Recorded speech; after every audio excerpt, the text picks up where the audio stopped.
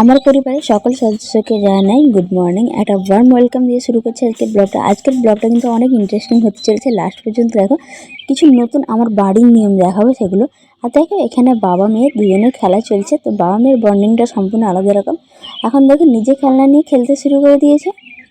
এর মধ্যে আমি ঘরটা একটু পরিষ্কার করে নিচ্ছি। দেখো আজকে একটু রবিবার মানে তো আমাকে একটু ডিপ ক্লিন করতে হয়, রবিবার হোক বা যে কোনো দিন, এরকম ব্যাপার না। রবিবার দিন, আজকে রবিবার বলে আমি ডিপ ক্লিন করছি। আর এখানে দেখো ডালিয়া ভিজিয়ে রেখেছি, ডালিয়া খাবো। ওকে প্রায় দিন আমি সকালে একটু ডালিয়াই খাওয়ানোর চেষ্টা করি। আর দেখো এদিকে যেদিকেই দেখা যাচ্ছে সেদিকেই আমার মানে চুলের বাহার বলা যায়। অন্ধ মানুষ এসে আমার ঘরের মধ্যে চুল খুঁজবে, এত চুল উঠছে তো বলার নেই। কিন্তু নাকি এগুলো নর্মাল, নর্মাল বলছে, এখন আর কি করবো। তো এইসব করে দেখছি এখানে দেখো কুমড়ো কাটা হয়ে ধুয়ে নিয়েছে, আজকে অ্যাকচুয়ালি কুমড়োর তরকারি হবে। আর এখানে দেখো পুকুরের জল শুকনো করা হয়েছিল, তোমরা দেখেছিলে। তো কলমি শাক লাগানোর প্রিপারেশন চলছে, পুরো মাটিটাকে সমান করার জন্য দেখো দুজন মিলে কাজ করছে। একজন আমার কাকা শ্বশুর, আর সাথে রয়েছে আমাদের বাড়ির একজন। দেখো লঙ্কা গাছে কত লঙ্কা হয়েছে, এই লঙ্কাগুলো কিন্তু খুব ঝাল, আগেও তোমাদেরকে দেখেছি। তো চলে এলাম এখন খেতে। এখানে দেখো বাটির মধ্যে বেগুন পোড়া রাখা আছে, তার সাথে নিয়ে নিয়েছি চালের রুটি। এই রুটি পিসটা কিন্তু আমাদের বাড়িতে খুব ভালো বানায়, খেতে তো অসাধারণ, কিন্তু আমি একটু অ্যাসিডের ভয় কমই খাই। তার সাথে নিয়ে নিয়েছি ঘাঁটা আলুর দম, আর নিয়েছি একটু মাছ পোড়া, মানে সর্ষে দিয়ে মাছটাকে পুড়িয়ে দেয়। এখানে এটা খুব মানে প্রচলিত। এইসব খাওয়ার পর একটু মুড়ি খাচ্ছি, আর মুড়ি না খেলে আমার আবার অ্যাসিড হয়ে যেতে পারে, সেই ভয়ে সবাই বলে মুড়ি খেতে। তো খাওয়া দাওয়া হয়ে গেছে। এখন দেখো আমি একটু কুমড়োর তরকারিটা দেখাচ্ছি বের করে। এইসব করে দুপুরে রান্না বান্না মোটামুটি চলছে, আর আমার মেয়ের খাওয়ার বি রেডি হয়ে গেছে। এবং মেয়েকে যেহেতু খিচুড়ি খাওয়া, তাই খিচুড়িটাকে একটু স্মুথ করে নিয়েছি। আমি আগেই বলেছি যে আমি কিন্তু গ্রাইন্ডারে গ্রাইন্ড করে খাই না, হাতেই পেস্ট করে খাওয়াই। গ্রাইন্ডারে গ্রাইন্ড করে খাওয়ালে বাচ্চা আর খেতে চাইবে না, মানে চিবিয়ে খেতে চাইবে না।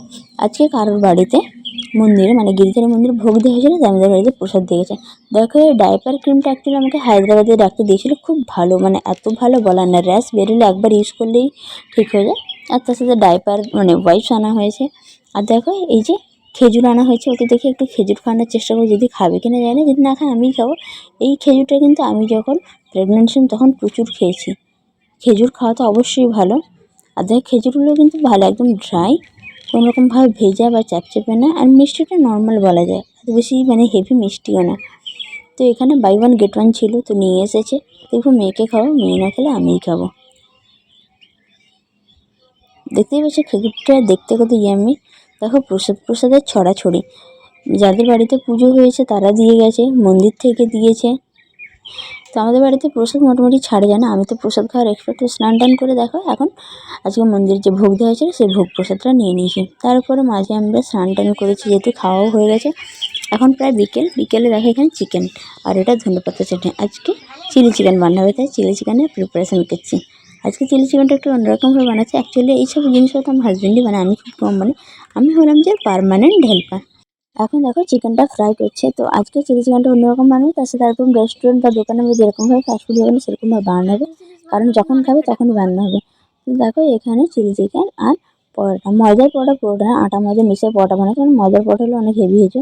দেখো রান্নাবান্না হওয়ার পর এটা দেখো স্পেশাল ব্যাপার। দেখো আজকে আমার হাজব্যান্ডের জন্মদিনের পর থেকে 6 দিন মানে ষষ্ঠী পুজো।